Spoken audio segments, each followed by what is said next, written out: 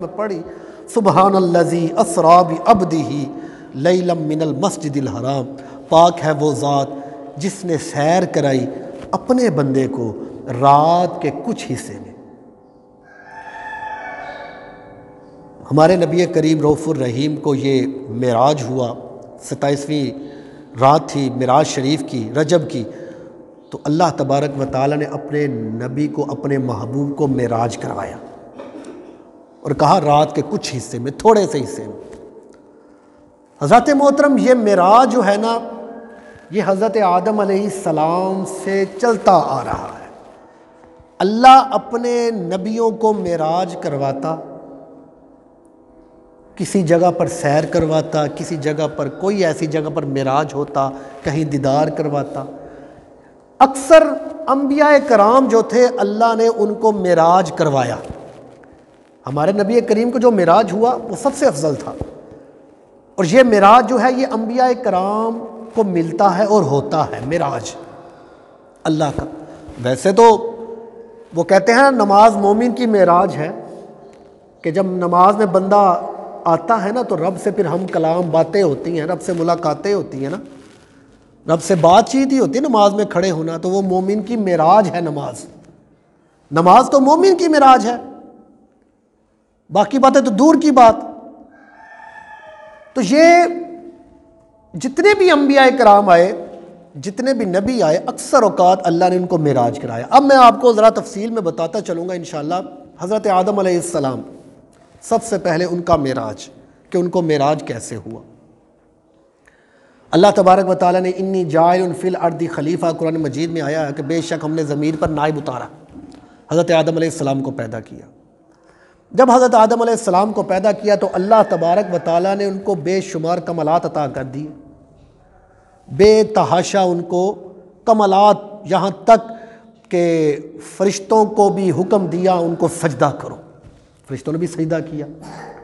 حضرت آدم علیہ السلام کو رب باری تعالیٰ نے سارے نام جو تھے نا وہ سکھا دیے۔ جتنی بھی کائنات میں چیزیں تھیں نا، جتنی بھی کائنات میں ہر چیز کا جو نام تھا نا، رب نے حضرت آدم علیہ السلام کو سکھا دیا۔ جس میں درخت، اس کے پھلوں کا نام، انسانوں کا نام، چیزوں کا نام، یہاں تک یہ چمچ ہے نا، جو چمچ کہتے ہیں، یہ بھی نام رب نے حضرت آدم کو سکھا دیا۔ ہر چیز کا قیامت تک جو بھی چیزیں آنے والی ہیں، اب سنتے جائیں، قیامت تک جو بھی چیزیں آنے والی ہیں، ہر چیز کا نام جو تھا حضرت آدم علیہ السلام کو سکھا دیا تھا۔ جو بھی چیزیں ہیں، جتنی بھی ہیں، ہر چیز کا نام حضرت آدم علیہ السلام کو سکھا دیا تھا۔ یہ رب نے حضرت آدم علیہ السلام کو علم عطا کیا تھا، وہ عطا کرنے والا ہے، ٹھیک ہے نا۔ اب دیکھیں یہاں پر اندازہ لگائیں، وہ خدا ہے جس کو چاہے جتنا عطا کر سکے۔ اب اتنا علم عطا کر دیا، آنے والی قیامت تک جو بھی چیزیں آ رہی ہیں، نئی نئی چیزیں ایجاد ہو رہی ہیں، ہر چیز کا علم جو تھا، ہر چیز کا نام حضرت آدم علیہ السلام کو بتا دیا تھا، اتنا مقام دیا تھا۔ حضرت آدم علیہ السلام پھر جنت میں رہے، ان کو جنت میں جگہ ملی، آپ جنت میں پھرتے تھے، ان کا دل چاہا کہ آپ کے قریب کوئی آئے، تو اللہ نے آپ کے حکم پر حضرت حوا علیہ السلام کو پیدا کر دیا، جنہوں نے حضرت آدم علیہ السلام کی ضروریات کو پورا کیا۔ آپ جنت میں رہے، پھل کھایا، پھر حکم ہوا کہ اے آدم اس درخت کے قریب نہیں جانا، اس درخت کے قریب نہ جانا، اس کا پھل نہ کھانا۔ جب اس درخت کے قریب گئے، وہ پھل کھایا، تو اللہ نے کیا کیا، رب باری تعالیٰ نے حضرت آدم علیہ السلام کو زمین پر اتار دیا، زمین پر بھیج دیا، زمین پر اترے، اور پھر بڑا عرصہ روتے رہے۔ پھر ایک دن حضرت آدم علیہ السلام نے رب باری تعالیٰ کے آگے دعا کی۔ کیا دعا کی؟ یا ربی اسألک بحق محمد، کہا مولا میں تجھے تیری محمد نبی کا واسطہ دیتا ہوں، تیرے حبیب کا واسطہ دیتا ہوں، میری اس خطا کو معاف کر دے، میری بھول کو معاف کر دے۔ تو اللہ تبارک و تعالیٰ نے کیا فرمایا، اے آدم میں نے اپنے حبیب کے ذریعے تجھے معاف کر دیا، لیکن تجھے کیسے علم ہوا؟ تو حضرت آدم علیہ السلام نے عرض کی مولا میں نے جنت میں دیکھا تھا لا الہ الا اللہ محمد رسول اللہ لکھا تھا، وہ جو نام تیرے نام کے ساتھ لکھا تھا مجھے پتہ چل گیا تھا کہ یہ نام بڑا عظیم اور ہستی والا ہے، بس اسی نام کا تجھے واسطہ دیا۔ تو اللہ نے فرمایا اے آدم اسی نام کے صدقے میں نے تیری بھول کو معاف کر دیا۔ تو حضرت محترم یہ حضرت آدم علیہ السلام کا معراج تھا، وہ جنت میں رہنا، وہ پھرنا، یہ ان کو نام، یہ ان کا معراج تھا۔ آگے چلتا آیا حضرت ادریس علیہ السلام، اللہ کے یہ نبی ہیں، ان کو بھی معراج ہوا۔ حضرت ادریس علیہ السلام یہ بھی اللہ کے نبی ہیں، اتنے نیک یہ تھے، یہ اطاعت سے، عبادت میں، وظائف میں اتنے مصروف رہتے تھے، اتنی عبادت کرتے تھے کہ فرشتے جو تھے وہ اللہ سے اجازت لیتے تھے اور آ کر حضرت ادریس علیہ السلام کی زیارت کرتے تھے۔ اتنے وہ عبادت گزار، وظائف پڑھتے تھے، اتنے وہ مصروف رہتے تھے کہ فرشتے جو تھے نا وہ ان کو ملنے کے لیے رب سے اجازت مانگتے تھے، مولا تیرے نبی کی زیارت کر رہے ہیں۔ ایک مرتبہ ایک فرشتے نے اجازت لی اور وہ سورج کے قریب رہتا تھا، سورج کا اس کا کام تھا سورج کو چلانا، سورج کے قریب رہنا، ڈیوٹی تھی۔ وہ اللہ سے اجازت مانگی، مولا میں تیرے نبی کی زیارت کر رہا ہوں، اللہ نے اجازت دے دی۔ تو حضرت وہ فرشتہ آیا حضرت ادریس علیہ السلام کے پاس، آ کے ملاقات کی، عرض کی اے اللہ کے نبی میں آپ کی زیارت کرنے آیا ہوں۔ حضرت ادریس علیہ السلام نے کہا یہ بتا تو کہاں سے آیا ہے؟ وہ کہنے لگا میں سورج کے قریب سے آیا ہوں، سورج کو چلانے کے لیے رب نے 360 فرشتوں کی ڈیوٹی لگائی ہے جو سورج کو چلاتے ہیں، لے کر آتے ہیں، جاتے ہیں، ان کی ڈیوٹی ہے، ان میں بھی ایک فرشتہ ہوں۔ آپ بڑے حیران ہوئے، آپ نے کہا اچھا؟ آپ نے کہا پھر میں بھی چاہتا ہوں کہ میں سورج کی تپش دیکھوں، سورج کے قریب جاؤں۔ رب کے آگے عرض کی فرشتے نے کہ مولا تیرا نبی یہ چاہتا ہے۔ اللہ نے فرمایا ٹھیک ہے، میرے نبی کی مراد کو پورا کرو۔ یہ حضرت ادریس علیہ السلام کا معراج شروع ہو گیا، یہ معراج شروع ہو گیا۔ اب فرشتہ جو تھا وہ لے کر گیا، جا کے سورج کے قریب دکھایا، سورج کے قریب گزارا۔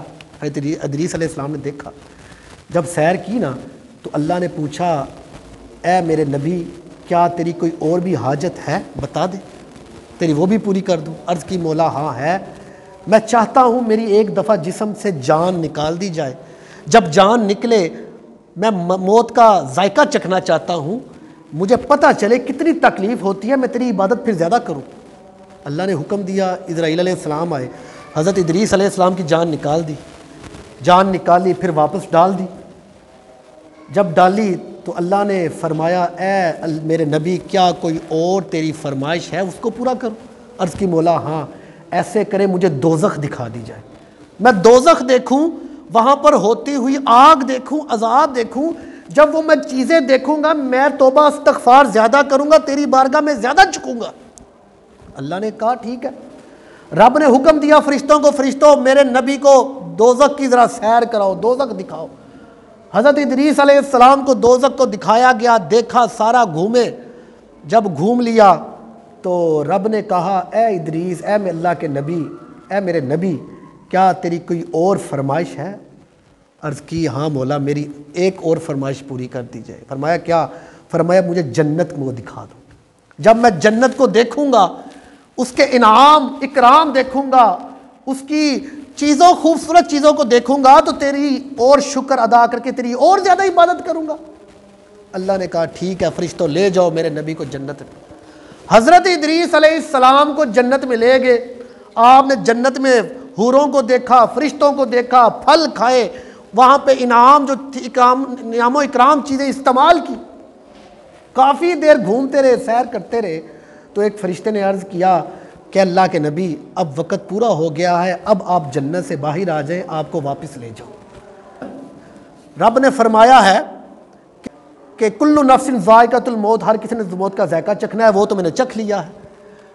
اور پھر فرمایا، اللہ نے فرمایا ہے کہ دوزخ سے گزر ہوگا تو وہ میں دوزخ سے گزر آیا ہوں، اب میں جنت میں آ گیا ہوں۔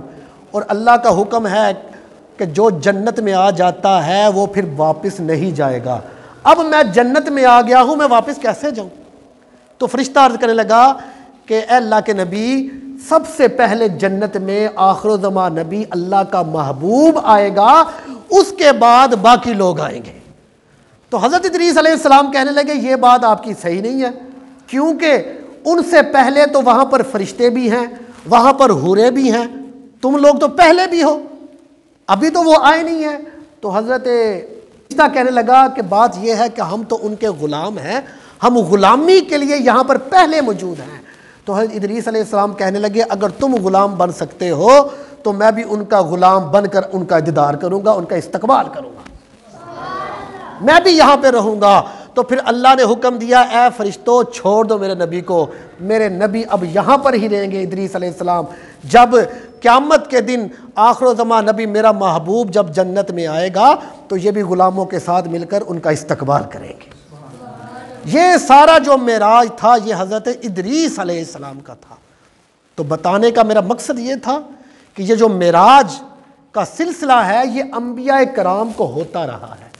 یہ حضرت آدم علیہ السلام کو، حضرت ادریس علیہ السلام کو، حضرت موسیٰ علیہ السلام کو، حضرت ابراہیم علیہ السلام کو، حضرت یونس علیہ السلام کو، حضرت عیسیٰ علیہ السلام کو، انبیاء کرام کو، اللہ کے نبیوں کو جو معراج تھا یہ ہوتا رہا تھا۔